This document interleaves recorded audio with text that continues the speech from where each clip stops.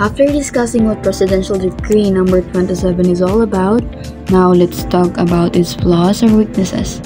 Even though this law aimed to help farmers own the land they were tilling, it has still had several problems that made it hard to fully achieve its goals. And now, according to Adriano 1991, there were 5 major flaws found in Presidential Decree number 27, and I will discuss each one of them with examples for you to fully understand what it truly means. The first one is only land used for farming by 1972 were covered. So the first flaw in this decree or kakulangan is about the time coverage of PD 27. Only those lands that were already used for farm production by 1972 were covered by the program. In other words, kung hindi mo pa sinasaka yung mga lupa mo before or during 1972, hindi ka sakop ng batas. So kahit magsasaka ka or nagsimula ka lang magtanim after 1972, like sorry ka na lang, hindi ka qualified. Let's just give an example. So, imagine si Mang Juan, he is a hardworking farmer. Nagsimula siyang magtanim ng palay noong 1974. Pero kahit pareho lang siya ng ginagawa sa ibang magsasaka, hindi siya nakasama sa programa kasi huli siya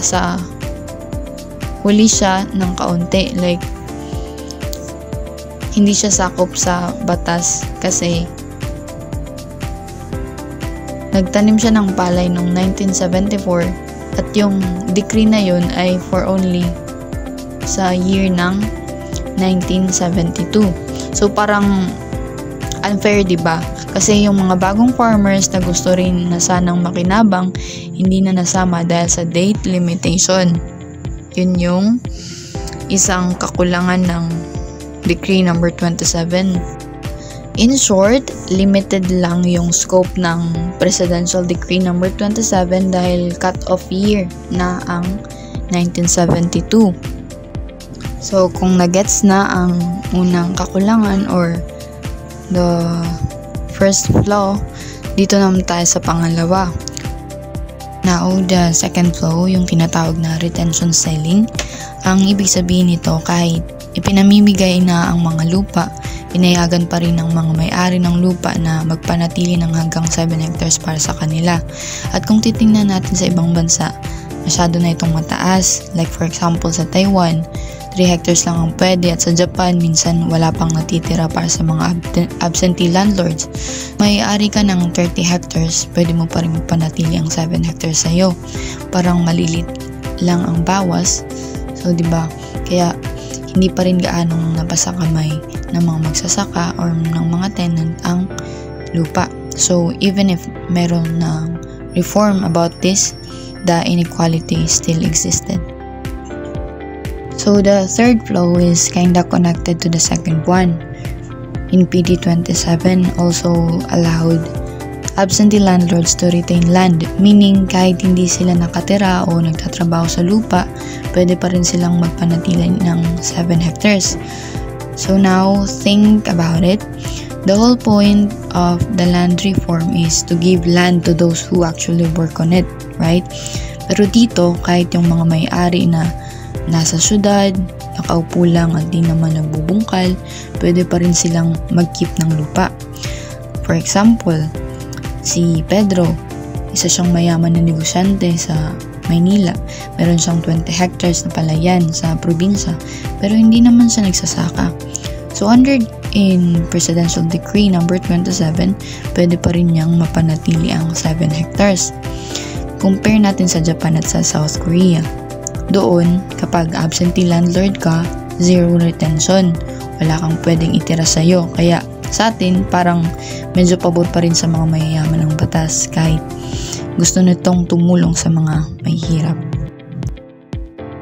Yung pang-apat na kakulangan or flaw is only rice and corn lands were subjected to the distributive measure despite the fact that land distribution in other crops, example given, sugar and coconut, was highly unequal as those prevailing in the staple crops sector.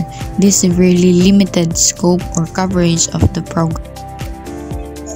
Ang PD27 only covered rice and corn lands. So, kung hindi rice and corn ang tinatanim mo, wala kang benefit na makukuha sa decree na yon. So, pero alam naman natin na sa Pilipinas, maraming farmers ang nagtatanim ng ibang crops tulad ng niyog, asukal, abaka at iba pa. Marami pa rin sa kanila ang walang sariling lupa. Example, si Aling Nena.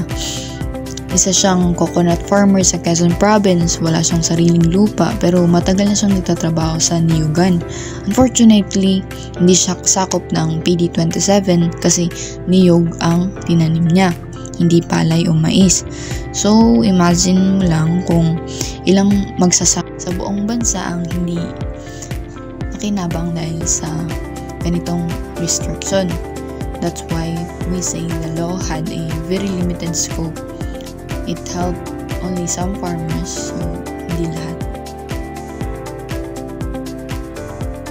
The fifth law, which is the cumbersome process or obtaining land, proved to be a major obstacle in the rapid implementation of Presidential Decree number 27. Finally, yung panglimang kakulangan sa Presidential Decree number 27 is about the process itself. Even though maganda ang layunin ng Presidential Decree, the process of actually obtaining land was too slow and complicated. Maraming requirements, sobrang daming papeles, and of course, bureaucracy. Kaya kahit gusto ng gobyerno na ipatupad agad, matagalan pa rin bago tuluyang maipasa ang mga titulo ng mga magsasaka.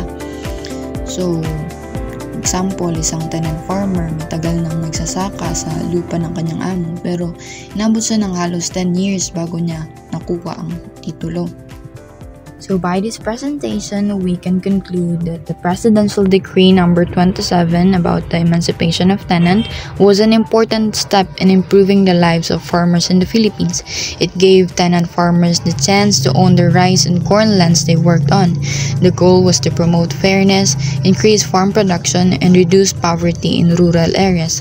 Although there were some problems in carrying it out, the decree became a strong foundation for later land reform programs and showed the government's effort to help farmers and make land ownership more equal.